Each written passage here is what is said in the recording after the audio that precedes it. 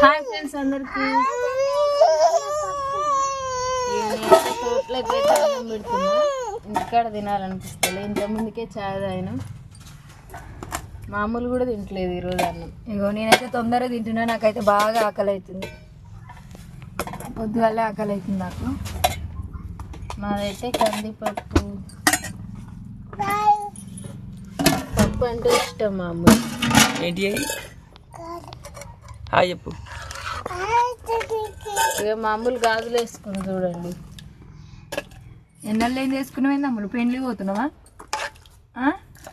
పెండ్లి పోతున్నావా? పోతే నన్ను తీసుకోవు.